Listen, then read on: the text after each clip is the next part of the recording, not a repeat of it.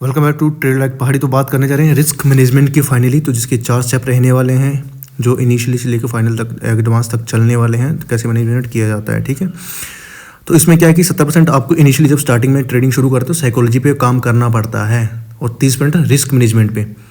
ठीक है, लेकिन जब हाईली स्किल्ड हो जाते हैं तो उस पर क्या करना है आपने, तब जाके ही दिक्कत आता है मनी मैनेजमेंट का। तो 30% आपने उल्टा कर देना है साइकोलॉजी पे 30%, क्योंकि साइकोलॉजी बिल्डअप हो चुकी है। 70% आपने करना है रिस्क मैनेजमेंट पे। तो साइकोलॉजी पे काम क्या करना है कि ट्रेड एंट्री कहाँ पे करनी है, प्रॉफिट बुकिंग कैसे आएगी और प्राइस एक्शन के साथ कैसे खेलना है। ठीक है, और अपना रिस्क मैनेजमेंट में कि कैपिटल का कितना परसेंटेज यूटिलाइज करना, पूरे का पूरा नहीं करना है कभी भी इनिशियली।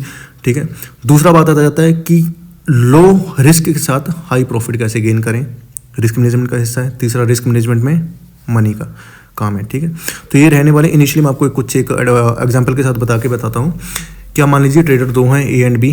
ठीक है, इसमें कैपिटल कितना जो भी यूज़ किया, 50,000 अपने कैपिटल यूज़ कर लिया। एक ने स्टॉप लॉस लगाया, दूसरे ने स्टॉप लॉस नहीं। ये पहला पॉइंट है, स्टॉप लॉस हमेशा रखना है। जिसने स्टॉप लॉस लगाया उसका 1,000 लॉस हुआ, हिट हुआ और वो निकल गया। साइकोलॉजी स्टेबल है क्योंकि उसने सोच के रखा था कि 1,000 पे तो जाएगा। दूसरे ने नहीं लगाया है तो इमोशनल कहाँ काम कर रहे हैं वहाँ पे, जिसने 3,000 लॉस ले लिया अभी और पैनिक में आके निकाल रहा है। तो साइकोलॉजी बिल्डअप नहीं हो पा रही है, उल्टा वो पैनिक हो रहा है। ठीक है, तो स्टॉप लॉस हमेशा रखा के रखना है। एक पर्सन ने 2% दिया अपने कैपिटल का, दूसरे ने 6%। ऐसे अगर वो 3 ट्रेड भी मार रहा है ना, एक ए ट्रेडर, तो वो वहाँ पे 6% दे रहा है, दूसरे वाला 18%, जो कि 9,000 है अपने कैपिटल के अगेंस्ट, बहुत ज़्यादा है। तो इससे साइकोलॉजी बिगड़ जाएगी, पैनिक में और ट्रेड मारेगा और लॉस करेगा। ठीक है, तो ए वाला हमेशा खुश रहेगा। अब चलते हैं दूसरे पॉइंट पे जो है रिस्क टू रिवॉर्ड रेशियो। ठीक है, कि कितना अपना प्रॉफिट के ऊपर कितना रिस्क रखना है अपने। ठीक है, ऐसा नहीं कि पहला स्टेप आपका 1:1 1:1 में क्या चलता है आपका कि जितना प्रॉफिट लेना है उतना ही लॉस देने के लिए आप रेडी हैं, जो कि बिल्कुल बेकार माना जाता है ट्रेडिंग के टाइम पे।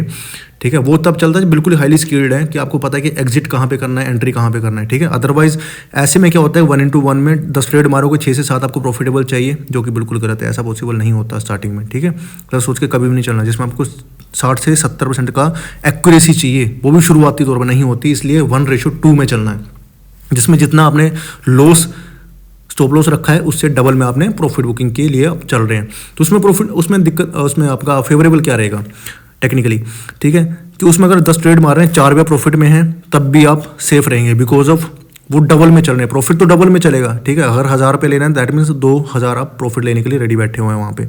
ठीक है, क्योंकि टारगेट जब उल्टा चलता है ना तो वो स्टॉप लॉस तो हिट होएगा, लेकिन जब प्रॉफिट चलता है तो वो अगर वैसे ही एडवांस में रख रखा है तो वो 1,000 रुपये ही प्रॉफिट पे खत्म हो जाएगा। अदरवाइज 2,000 रुपये होएगा तो वो डबल रेशियो में चलेगा। इसलिए 40% एक्यूरेसी के साथ इसमें भी आप सेफ हो सकते हैं। 1:2 में अब क्या होगा कि आपकी साइकोलॉजी बिल्डअप होएगी कि लॉन्ग टर्म के लिए, थोड़ा लॉन्ग होल्ड करने के लिए भी आपका साइकोलॉजी बिल्डअप होएगा, मेंटल प्रेशर थोड़ा कम होएगा, आप उसको वियर कर सकेंगे। ठीक है, तो इसलिए 1:2 में भी चलने से आपके एक मनी मैनेजमेंट भी होएगा सेकेंडरी। ठीक है, कि बार बार ट्रेड लेने से आप बच पाएंगे, तो उस चीज़ में आपने चलना है। अभी तीसरे पॉइंट पे बात करते हैं हम, जो कि रहने वाला है क्वांटिटी पिरामिड। अब क्वांटिटी पिरामिड क्या होता है कि हम कभी भी अपना जो कैपिटल होता है पूरा नहीं यूज़ कर लेते हैं एक ट्रेड में। ठीक है, हम टेक्निकली चलते हैं, एक अपना स्टॉप लॉस लेके, एक प्रॉफिट का टारगेट लेके। अब मेरे को जस्ट वेट करना है कि जहाँ पे बुलिश मेरे को कैंडल मिलेगी प्रॉपर एक सपोर्ट के साथ, वहाँ पे यूटिलाइजेशन करना है। मान लीजिए कैपिटल आपका 1,00,000 है, वहाँ पे मैं पूरा का पूरा नहीं लेने वाला, बिकॉज मेरे को इतना भी पता है कि वहाँ पे 50% चांसेस हैं कि नीचे मार्केट आ सकती है थोड़ा सा। तो इसलिए मेरे को पूरा कैपिटल डिप्लॉयड नहीं करना है। वहाँ पे 50% रखिए आप। ठीक है, 50% के साथ आप ट्रेड मारिए। तो वहाँ पे पूरा ट्रेड 50% इन द सेंस कि जहाँ पे क्वांटिटी में लेने वाला 10 लॉट, वहाँ पे लूँगा मैं 5 लॉट के साथ। और जहाँ पे बुलिश हो जाएगी, मेरे फेवर में आ जाएगी पूरी तरह से, उस दौरान मैं पूरे कैपिटल को नहीं डालूंगा बीच में, थोड़ी सी क्वांटिटी और डालने के बाद। ठीक है, उसको जैसे ही अब बुलिश में आती है, एट द दौरान क्या करूँगा मैं एट द पॉइंट पे कि अपना 70% प्रॉफिट बुक कर लूँगा, 30% को रहने दूंगा।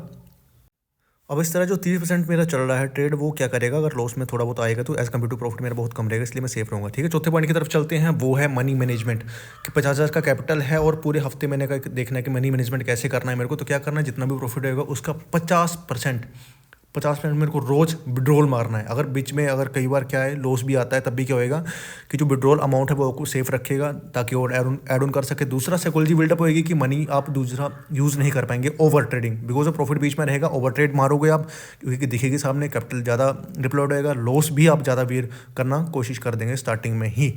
तो ये मनी मैनेजमेंट के स्किल्स हैं, 4 पॉइंट्स हैं, तो बने रहिए इसी के साथ मिल